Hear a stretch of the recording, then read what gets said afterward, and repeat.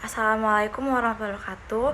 Izin memperkenalkan diri, nama saya Izzat Salsabila dengan NPM 217550818. Saya dari kelas 3A Akuntansi Perpajakan. Di sini saya akan membawakan materi video pembelajaran mata kuliah Akuntansi Keuangan Menengah 1 yang diampu oleh dosen pengampu saya yaitu Pak Rusmianto. Di sini saya akan membawakan 3 materi. Yang pertama adalah perkembangan standar, yang kedua adalah berbagai standar dan penggunaannya di Indonesia, dan yang ketiga adalah kerangka konseptual. Jadi kita akan masuk ke materi pertama yaitu perkembangan standar.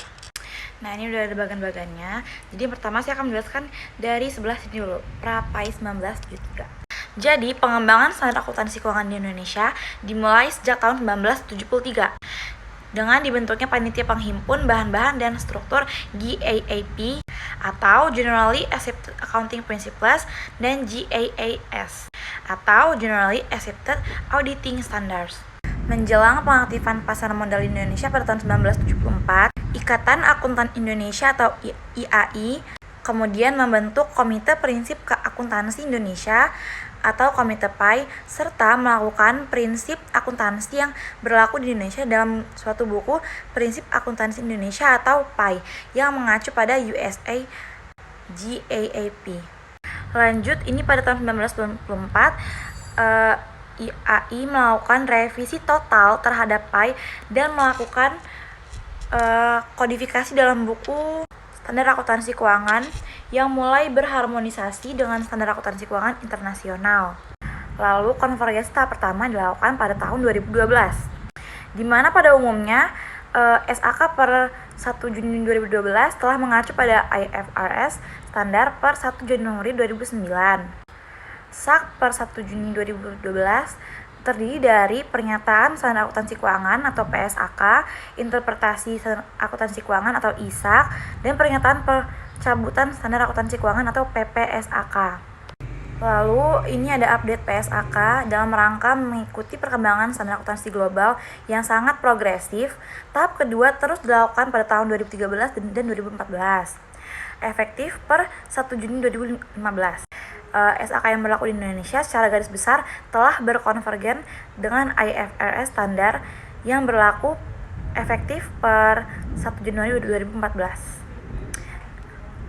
Lalu pada tahun 2015 dia diupdate lagi, terdiri dari produk yang berbasis IFRS standar seperti PSAK dan ISAK baru, revisi amandemen dan yang telah melalui proses penyesuaian.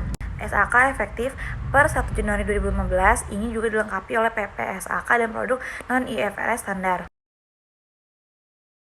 Kemudian ada update lagi, efektif per 1 Januari 2020 menambahkan kerangka konseptual pelaporan keuangan yang disahkan oleh DSAK IAI per 11 Desember 2019.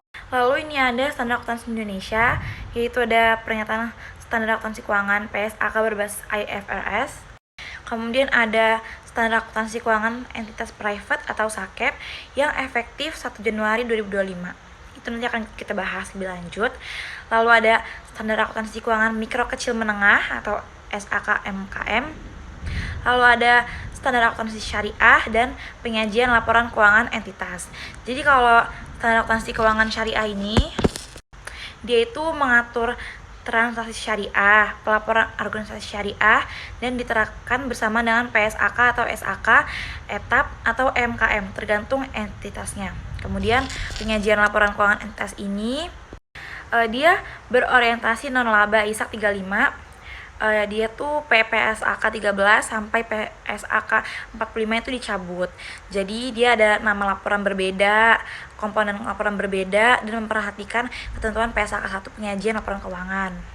Kemudian di bawah ini ada SAP PP 71 tahun 2010 digunakan untuk entitas pemerintah pusat dan daerah dalam menyusun laporan keuangan.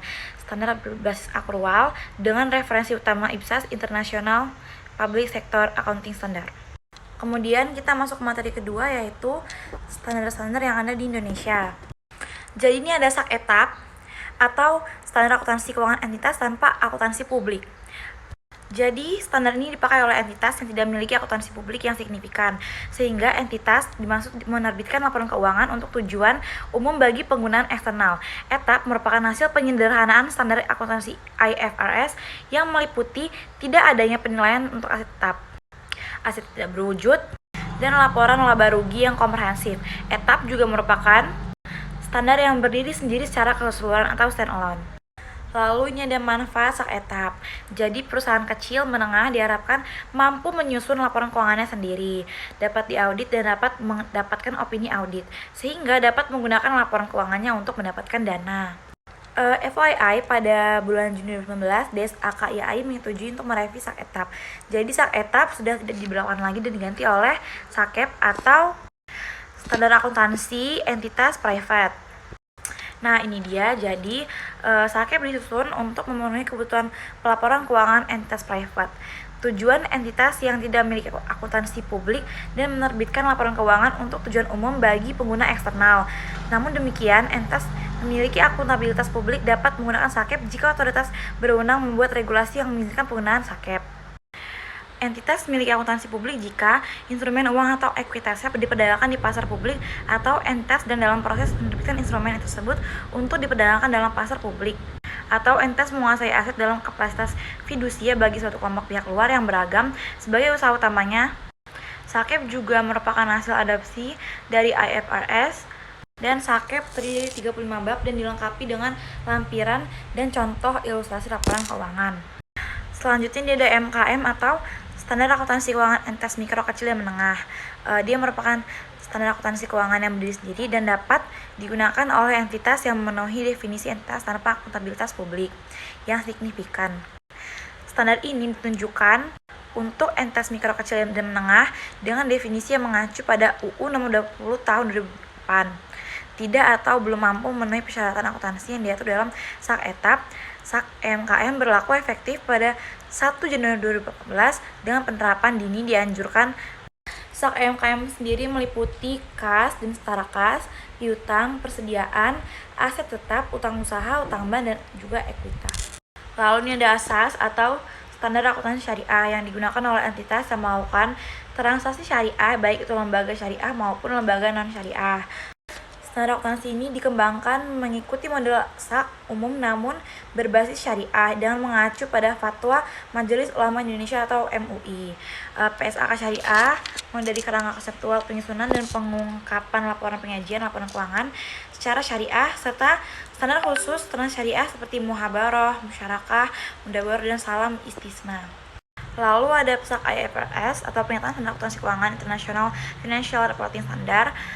Dia adalah nama lain dari SAK yang diterbitkan oleh Dewan Standar Akuntansi Keuangan yang dibentuk Ikatan Akuntansi Indonesia pada tahun 2012. Standar ini adalah patokan penyusunan catatan, penyajian, dan perlakukan laporan keuangan agar informasi keuangan yang dihasilkan relevan bagi penggunaan laporan. PSAK digunakan oleh perusahaan yang memiliki akuntansi publik. Prinsip dasar yang digunakan IFRS antaranya adalah ada penilaian transaksi dan evaluasi sehingga laporan keuangan dapat mencerminkan realitas ekonomi. Penerapan standar dan akuntansi ini membutuhkan professional judgment. Lalu manfaatnya itu ada dapat meningkatkan daya banding laporan keuangan dan memberikan informasi berkualitas di pasar modal internasional. Lanjut ke materi ketiga, ini ada kerangka konseptual. Ini masuk ke bab 1 yaitu tujuan pelaporan keuangan bertujuan umum. Ini adalah untuk menyediakan informasi keuangan tentang entitas pelapor yang berguna untuk investor saat ini dan investor potensial, pemberi pinjaman, dan kreditor lainnya dalam membuat keputusan tentang penyediaan sumber daya kepada entitas. Lanjut masuk ke entitas pelapor, namun bab ini masih menjadi pembahasan IASB dalam proyek kerangka konseptualnya. Lalu selanjutnya masuk ke karakteristik kualitatif informasi keuangan yang berguna. Ini berguna untuk mengidentifikasi jenis informasi yang kemungkinan besar sangat berguna untuk pengguna dalam membuat keputusan entitas pelapor berdasarkan informasi dalam laporan keuangan. Agar informasi keuangan menjadi berguna, informasi tersebut harus relevan dan mempresentasikan secara tepat apa yang dipresentasikan. Kegunaan informasi keuangan dapat ditingkatkan jika informasi tersebut terbanding, terverifikasi, tepat waktu, dan terpaham. Dan yang terakhir, ini ada KDPPLK 1994. Pengaturan yang tersisa. Bab ini mencakup pengaturan yang tersisa dari KDPPLK 1994. Sekian materi yang dapat saya sampaikan. Bila ada salah kata saya mohon maaf. Wassalamualaikum warahmatullahi wabarakatuh.